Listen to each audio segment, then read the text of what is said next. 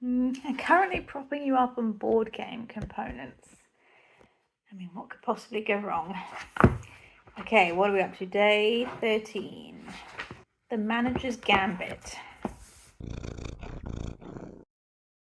Super short chapter, only 2 1/3 pages. It was really only one thing talked about in this chapter, which is that the kind of investigation team of Hazel, the influencer, Vivian, the manager, and Ezra has started to fracture and fall apart a bit. This has come about because they had a meeting in Hazel's compartment, and she says that she now suspects that Vivian has just orchestrated this whole thing in order to revive Ezra's career.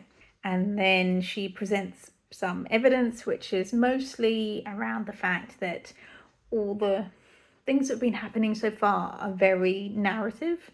They're very conveniently mysterious and suspicious about how well they fit story-wise, just at the point when Ezra's career is at its lowest point and needs reviving. So she's basically saying that Vivian has orchestrated this whole thing to be Ezra's comeback, and that he gets a mysterious invitation, which he doesn't have to pay for.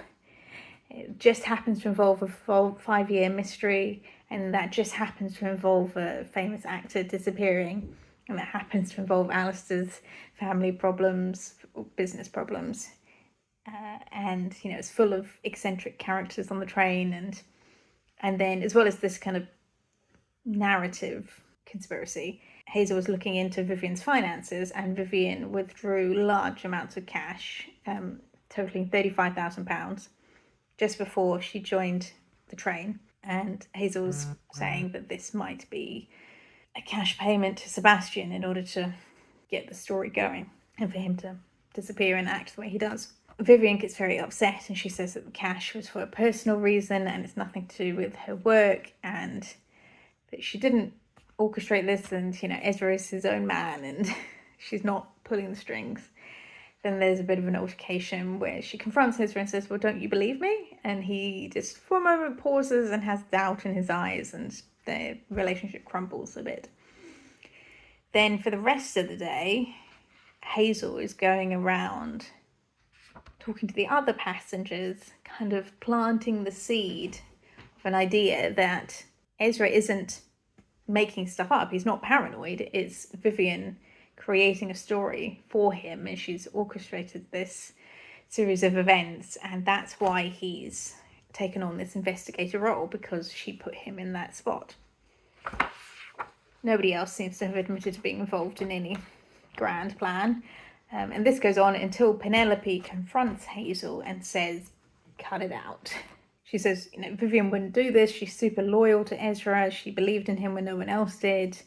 And you're mistaking her attempt to help his career for manipulation, and that it's not. It's genuine.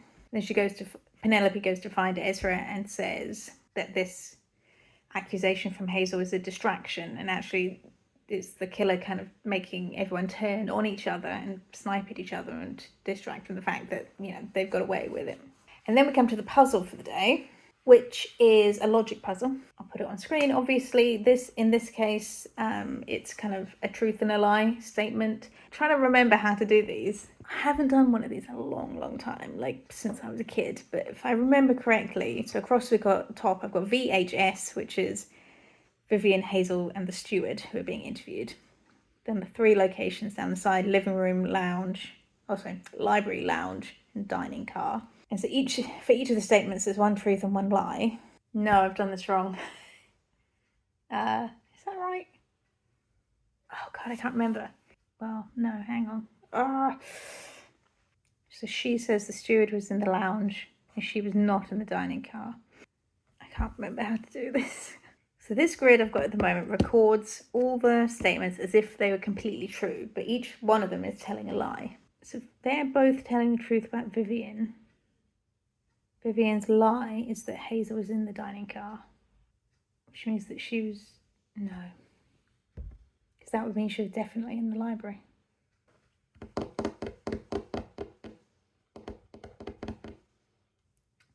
I'm getting myself in a muddle because think that grid is used when it's, you know, like on Labyrinth, where there's two doors and one only tells the truth and one only lies. So this is similar, but I think I've got in a muddle because it's not exactly the same. Okay, we'll do it as if the first statement is true. I was in the library. Hazel was in the dining car. So that's a lie. She was actually in the lounge. Oh, it does make your brain feel a bit funny. So it's true, she was not in the dining car. She was in one of the other two. But it's a lie that the steward was in the lounge. So maybe it would then be true I was not in the dining car. And then the statement about the steward was in the lounge would be a lie. So I think it does fit. If Vivian was in the library, Hazel was in the lounge, and the steward was in the dining car. I'm not confident on that. Yeah, okay, yeah, that's correct. I got myself in a bit of a muddle, but we got there. Oh, by the way, this, in case you didn't catch it on screen, is a 15-minute window from the night Sebastian died. Whether this will be necessary to know later on about where these three people were, we'd have to wait and see. Day 14 of Murder on the Yuletide Express, and the chapter is called The Heiress's Web. So what is Penelope up to? I wouldn't exactly call this a web, but sure. So the chapter focuses on the relationship between Penelope and Lily. We know that Penelope was Lily's patron and had provided her with financial means in order to set up on her own once she'd finished her apprenticeship with Agatha. The chapter starts with Ezra going through Lily's notebook, and he's sort of rereading the notes, seeing if anything new comes to him, and there's a line about a quiet, unassuming sparrow stealing shiny things to build a hidden nest. And he begins to have an idea that maybe it's not a physical object that's being stolen, maybe it's in a company of writers and readers, that it's ideas that are being stolen or hoarded. And so that makes him think of Penelope and all her patronage, and he begins to think that maybe the shiny things being stolen are like Lily's ideas and her mind and her career, or her potential career.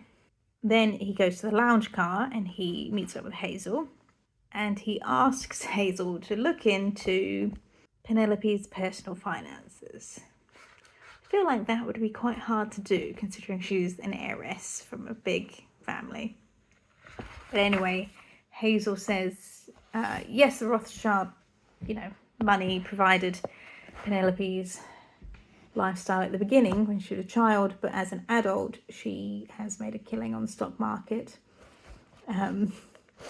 in tech startups and biotech firms that, she got in when they were just starting up, and she's had 1,000% returns on them, and it's happened a dozen times. And basically she thinks that Penelope has insider knowledge or insider trading. Then in the evening they all get together for another one of Agatha's cruel parlor games. This time it's a writing prompt, and they write a short story about a wealthy patron who becomes obsessed with a young protege, a relationship that ultimately leads to a dark and tragic end. So they all crack on with it, apart from Penelope, who obviously is quite upset by this prompt. Dashiell in particular is being a dick again, and writes a story about rich amateurs who lack any talent of their own attempt to buy it to possess it like another piece in their art collection. So Penelope counters that by saying true patronage is not about possession, it's about recognizing a unique and precious vision and providing it with freedom. It is about nurturing, not owning. It is a sacred trust. It's getting a bit philosophical. Then Ezra goes to make peace with Vivian, tells her what he's concerned about. She creates a distraction with Penelope and Agatha, basically calls them away from the orangery to have a meeting. And then during that time, Ezra goes to the orangery and breaks into Penelope's desk where there's a locked drawer, which simultaneously is described as so old, more symbolic than functional, clicks open with embarrassing ease. And yet, a few paragraphs later, apparently he's broken the lock, and it's like obviously broken, wood splintered, damaged. It's like, well, it's either one thing or the other. Very easy to open or not, and it gets damaged. Anyway, inside he finds letters written to Lily from Penelope, basically being way over the top and verging into obsession. And then the final letter, which was written the day of her death, as all of these things are, it says, "You say you must follow your own path, that my devotion is a cage. You do not understand. What I offer you is not a cage, but a perfect, beautiful story for us to live in forever. If I cannot have you, if I cannot be part of your world, then no one will. We will be preserved together, you and I, in a final tragic story that will never end." So, not looking very great for Penelope and her mental state. Ezra gets found in the orangery by a steward, who then brings the head steward, who, like, there's a bit of commotion.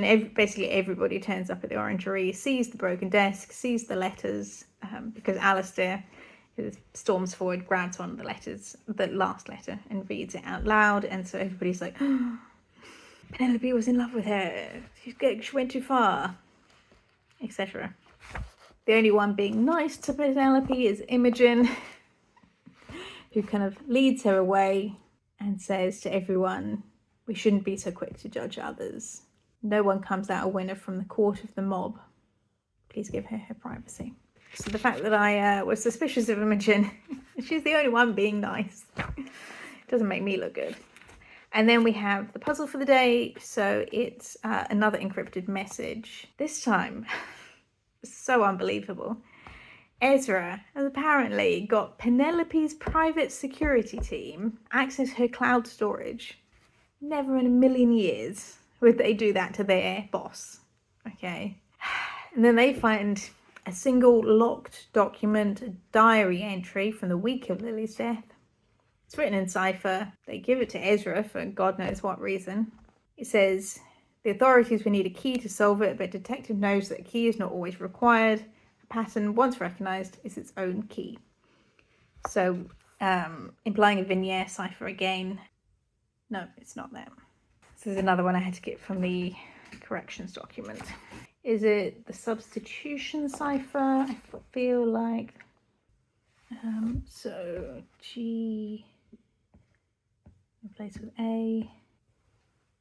You right there, fluffy boy?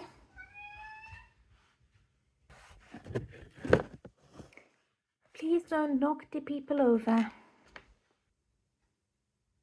Do you want your dinner? Is that what this is about? Oh, it's 7 minutes overdue. Taking a break from wrapping presents to do the next day of the murder mystery advent calendar. I did realise, however, that I never finishing last night's puzzle because I still haven't figured it out. It's just a substitution cipher, but when you don't have many letters to go off, essentially I thought the first 3-letter word was the, so I was working off that. But there is no word I'm aware of which is 3 letters and then is something TH. So it's not the. So it went back to the more confident guess of G being A, and then that made me think that PGW was. So I've got the something was a something, full stop, something was something. Rather than another sentence beginning with the actor or the writer or whatever, the first word might be his or her or something like that, rather than the. But I will come back to that because we need to crack on. What day are we up to? 15. Am I on track? I think I am. Today's chapter brings into focus another character who's kind of been poodling along in the background a bit. It focuses on Hazel, the influencer. Basically, at this point, Ezra and Vivian fully believe it's Penelope who killed Lily, and they take the letters as a confession and they present it to Hazel, and she's really annoyed. She's like, this is just a trite old excuse, a rich, lonely woman falls in love with someone else and unrequited, and it all goes wrong. And there's no modern, it's not a modern take on the story. And so Hazel gets very frustrated and expressive about how this isn't a good ending to the story. It won't be interesting to her followers and for her content. And she's like, where's the third act twist? And then later that day, Alistair finds on his tablet that there's been a blog running this whole time that Hazel's been running with lots of hidden cameras, kind of live streaming, maybe not live streaming, no, she definitely edited, but she's been sharing the story of what's going on in the train into daily updates, including lots of hidden camera footage and, transcripts of conversations. And so everybody becomes incredibly alarmed and says, it's a violation of their privacy and a breach of trust and a breach of human decency. So she gets all of her equipment confiscated. Everyone's pissed off at her. Ezra suspects that the equipment taken from her and from her room is not everything and that she'll have backups somewhere. So he goes into her compartment and rummages around and finds her backup hard drive and her personal modem, which has been updating everyone all this time because there's like a live chat going on with the viewers trying to solve the mystery. He also finds plans about like what she calls a content plan. So he's now thinking that she has orchestrated this whole thing to follow the beats of a narrative and the kind of story that she wants to tell, and that she's been manipulating him and the information in order to achieve her narrative objectives, particularly around the footage of Dashur handing over an envelope of cash at the Austrian platform. In the video that she showed Ezra, it was just a one-way handover, just an envelope of cash. But in the unedited footage, the thuggish guy gives Dashur an envelope or a parcel first, and then Dashur hands over the cash. So rather than being evidence of him hiring a thug to get rid of Sebastian, now it's reframed as Dashur was purchasing something, which also puts my gambling debts idea into doubt. And then at the end of the day, Ezra confronts Hazel and puts her own kind of content plan on the table in front of her and says, this was never about the truth. It was only ever about your story. You edited the evidence to fit your script. And she basically just throws a hissy fit. And it's like the story needed shape. It was all it was all just a messy, boring collection of sad old secrets. I was giving it a narrative, a structure, a proper ending. My friendships with you were real, but the story is always more important. So she hasn't said that she got rid of Sebastian directly herself, but she's definitely manipulated what's going on to just make it more compelling for her online viewers. And then the puzzle for the day is Morse code. And they say with a twist, and that, the spaces in between the words have been removed, but I don't imagine that will actually make it hard to decipher. Let's go Morse code translator. Actually, I'm just going to check the correction note, because in the version I've got in the book, it's got a few slashes, and those are usually breaks in between words. And it's also got gaps quite clearly. So I don't know what the covering text means by saying there are no gaps between. Yeah, and the corrections document doesn't have the slashes. And it translates as publish or die. Wow. This is a text file on Hazel's server. It's a coded mission statement for her work. Her mission statement is publish or die. I've located my tripod so we can move back to the Christmas tree. You'll be pleased to know. So day 16, the weight of secrets. And yes, some juicy secrets have come to light. This chapter focuses on Ezra talking to Linus Whitehall, the conductor. It starts off with Ezra just sitting in the lounge car, kind of watching Linus work, just keeping an eye on him. But then he does confront Linus in a corridor, and he's again taking that approach of just not accusing anyone, but just sympathetically approaching them and saying, it's time for you to get this off your chest. Your conscience will feel better if you just talk to me, just tell me what's up. Which is an interesting approach that always seems to work. Initially, it doesn't actually work for Linus. He kind of says, the truth is a heavier burden than you can possibly imagine, and sometimes it is a mercy to let the dead keep their secrets. But then, an hour later, he does come and fetch Ezra from the observation car and leads him through the kind of behind the scenes of the train, through the little corridors and through the hidden doors that the staff use, and shows him all the little nooks and crannies leading through the cars that are not part of the customer experience. They're like the staff quarters and the galley and towards the engine room. And the final car they go to is the pantry, essentially, which includes a large industrial refrigerator.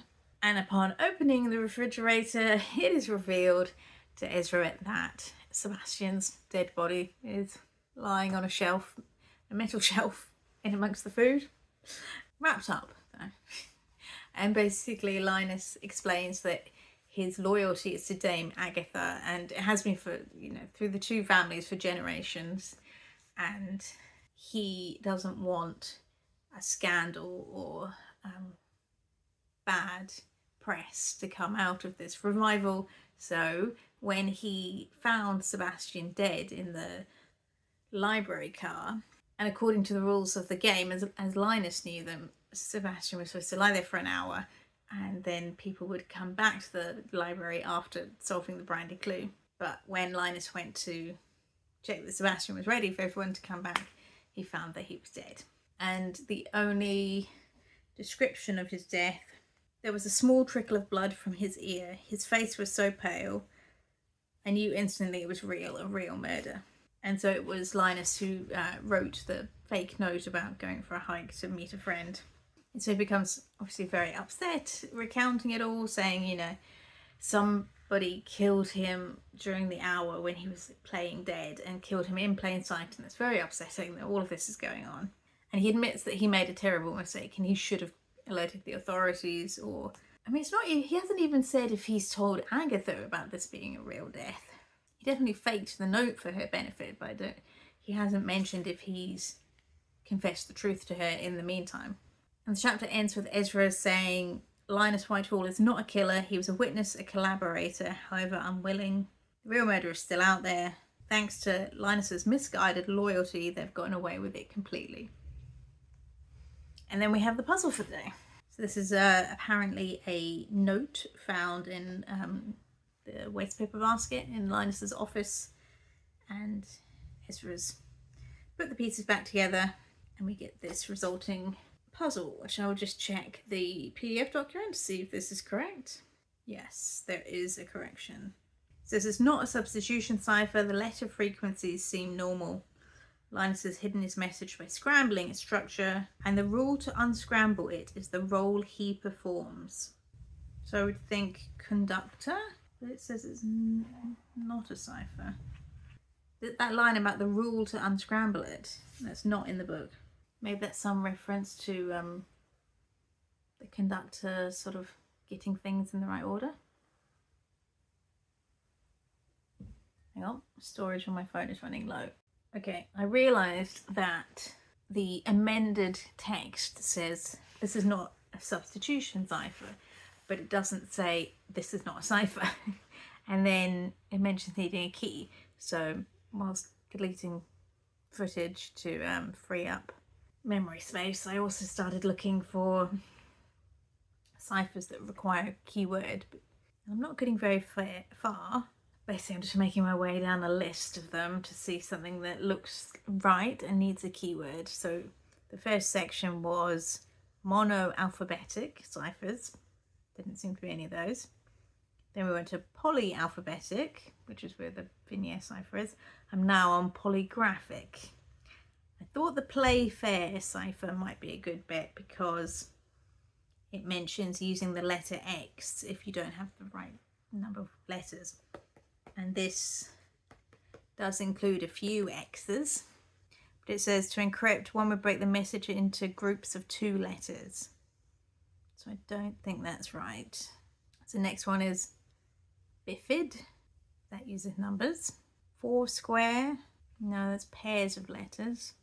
Now next section, transposition.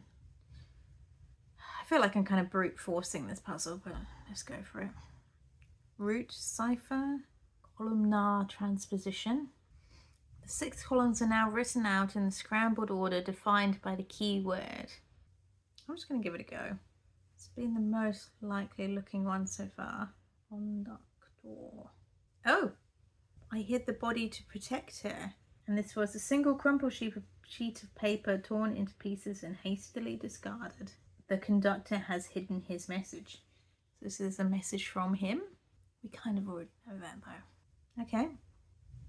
Never heard of the columnar transposition cipher. Does my shirt clash with the Christmas tree? Is there too much foliage in this shot? Right.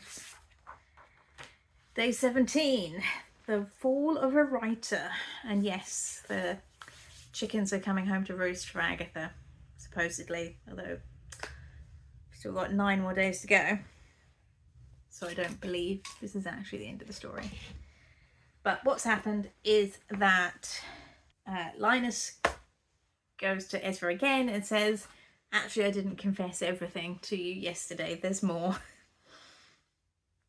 And he's basically just saying, you know, he's so loyal to Agatha and he just really wanted to protect her name, and he did something he shouldn't have done, which is that he searched Sebastian's room after finding him dead, because essentially he's looking for a motive and he was looking to protect Agatha, and just in case she'd done something stupid, he wanted to hide the evidence. But he can't stand anymore. He's fessed up to Ezra.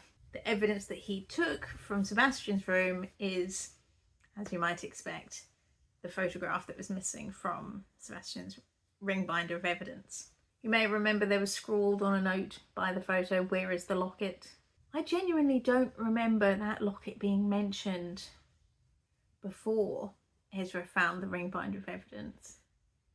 But apparently this is a locket that Lily wore all the time, including the day of her death.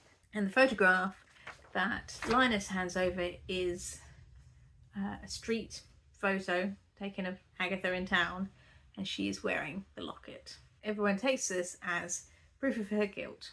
Ezra takes the photo to his teammates, Hazel and Vivian, who are making up and burying the hatchet, and the 3 of them decide that yes, they are going to hand Agatha over to the authorities eventually, but before they do that, they need to gather together a completely airtight case, because she's a writer and she will twist the narrative to fit her innocence. And all the times Ezra's tried to confront her before, she's basically punished him for it, but sort of psychologically. So they decide, they go to the police, but not just with a photograph. They go with a complete undeniable prosecution. We'll build our case file, every piece of evidence, every motive, every witness statement, from Linus's confession to Dashiell's rivalry. We will hand the police the entire solved case. We will leave no room for doubt. And then it's the puzzle for the day, which is our old friend Polybius. Let me just check if there's a correction. It seems like that is correct. 34, 33, 14. Find the second half. Ooh. There's no mention of the photo being torn in half or anything. This is a piece of paper note found in Sebastian's hand when the police are like gathering up the evidence of his body. Tomorrow will be the final day for this part 3 video. See you then. Sorry, we're back. Sorry, we're back to a low angle. Ooh, and the light going in and out. because I don't want to go and get the tripod because the cat's on my lap. And so I think anyone who owns a cat will know that I'm not allowed to move. So anyway, we will crack on with day 18, The Secret in the Corpse, which is a pretty grim title because it's in the corpse, not on. So, yes, that's gross, isn't it? It could get really, really gross. It wasn't too grim, this chapter. It's essentially a meeting between the Italian inspector who's investigating Sebastian Blackwood's murder and Ezra and Vivian and Hazel. So they, as we said on the previous chapter, they've gathered together all the evidence. They put together like a dossier of digital records, financial records, pictures. Ezra's crafted the narrative. Vivian's kind of pulled it all together with evidence and legal stuff. And they present it to the detective inspector. She's initially a bit skeptical because she says it's all circumstantial, but Ezra convinces her because he says that the way Agatha is behaving, she's not acting like an innocent woman, basically. Then he suggests that in order to get her to confess, what they have to do is they have to, like in the detective novel, gather everyone together, present the facts of the case to everyone, but they're going to put in one plot hole, one mistake, which they believe, if Agatha's guilty, she will be too arrogant to let it pass, and she will correct them and reveal herself. The secret in the corpse refers to, I think it refers to Sebastian's cause of death, which was a poison injected into his ear. That's why he had a trickle of blood. And then they also found in his hand a broken locket, which is like a heart locket, and it has a picture of Lily, which is really stretching it because yesterday's puzzle, was supposed to be a little piece of paper also found in Sebastian's clenched fist. So it's like he had two things in his hands when he was murdered. Okay, whatever. But the chapter ends with everybody basically under house arrest, but it's train arrest. So they all have to stay in their compartments overnight. And then tomorrow evening is when the inspector has allowed Ezra to have his piece of theatre and gather everyone together and try and put Agatha on the spot. The puzzle for today, they've told us, is a CDFGVX cipher, a German code from First World War. So apparently this was transmitted out of the train 5 years ago as a message. It was intercepted, but it was thought to be just transmission noise at the time. But now, Penelope's security, head of security, recognises it for what it is and said actually it's a secret message. So according to this, it requires 2 separate keywords to solve. And then the clue is, the grid is built by the author. The final scramble is tragic. So let's go and just check the PDF document. Yep, there's a PDF copy. Yeah, totally different letters. And in the book, 6 groups of letters, but in the PDF it's just one long string. This apparently is a coded military grade transmission. Is it now? Really? Okay, let's look up CD. It's still the same, CDFGVX. Wow, what a catchy name. I don't think this is working. Although the mention of grid makes me think of that, the conductor one, where you have to write the words in a grid. Okay, to decrypt a message using the ADFV blah blah blah cipher, you must first undo the columnar transposition by writing in the grid the right way.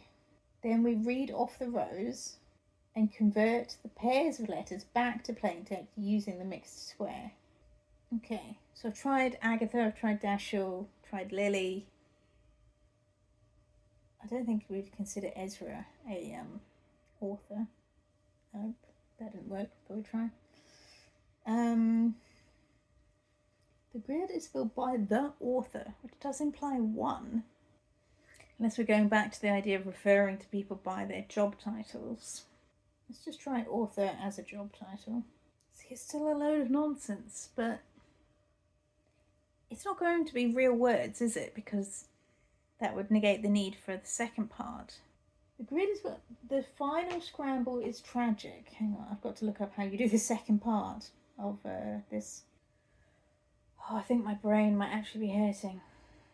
This actually might be the kind of thing that is easier to do on pen and paper. So it's satisfying for you to see me decrypt actually manually rather than using one of the websites. Okay, let's follow the instructions.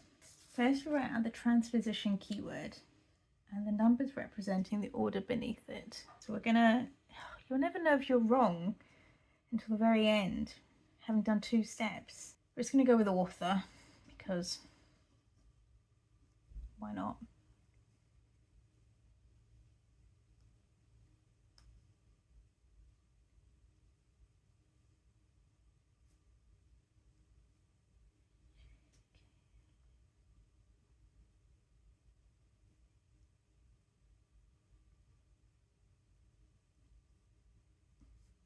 No.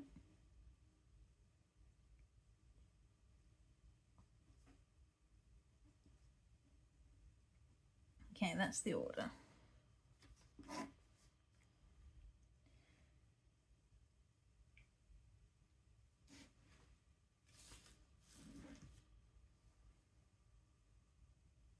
And we think it's 1, 2. Yeah, that's the right. Actually, that is the right characters. How many T-H-A. Still could be Agatha. Dash is too many.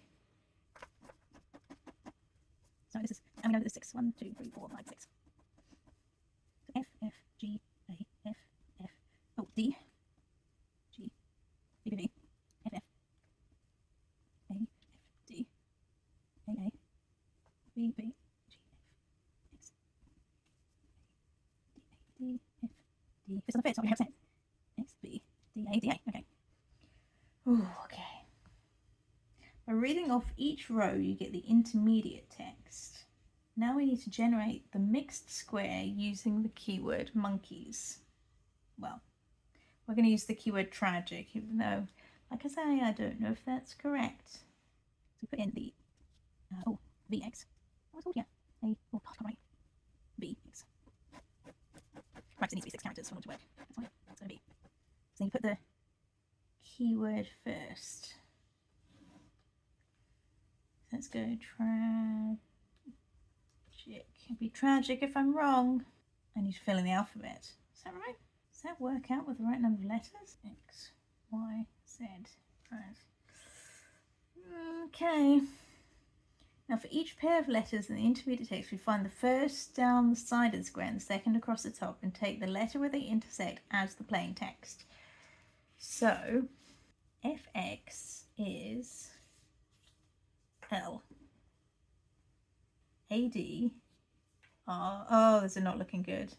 FB K. No, this is not a beginning of word. I'm definitely doing something wrong. I just, ugh. It's this bit. Okay, I'm gonna do it. I'm gonna look at the hints file. I tried. Because there's 2 stages. At least tell me if I got the first stage right. Otherwise, I'm just, on a wild goose chase. Use the keyword author to rearrange the columns. Remember to number the keyword alphabetically. 1, A1, H2. Read the letters in pairs, which is what I was doing because of those instructions. Use the keyword tragic, so I was right about that, thank goodness, to build your 6x6 Polybius square and decode the letters back into, decode the pairs back into letters. It must be this bit. If that's the right keyword, maybe you don't just fill in the alphabet, which is what the instructions said to do, but maybe this is something else. Should I just keep going? Maybe it will. Oh, the final scramble is tragic. Is this gonna be an anagram? Oh, dear Lord. Well, that would be 3 layers. Okay, well, we'll just see. So F, V, the K again, D, G, G, D, N, I don't know if I'm pleased with the noise that I was along the right path. Or just the noise that I gave a look at the hint. There's a lot of K's in here, I'm not sure about that. D, F, C, T. I don't feel like that's enough vowels. No answers. I don't know where to go from here because it said to do what I've done. Am I losing my marbles? Well, I'm just going to look at the answer because that's not anything. Okay, apparently the answer is proof is in the locket. So they've gone B, D, E, F, H, J. Okay, so if a letter was in the keyword, you don't put it down here. Yeah, I misunderstood the instructions for the mixed square. And the answer is proof is in the locket. Well, that's the first one I've really tried my best and failed. Got the first half right. And I was also right in my theory that because it's so complicated, they were making the keywords very obvious, that they were literally what's written in the book instructions, built by author, scrambled tragic. Oh well, better luck tomorrow.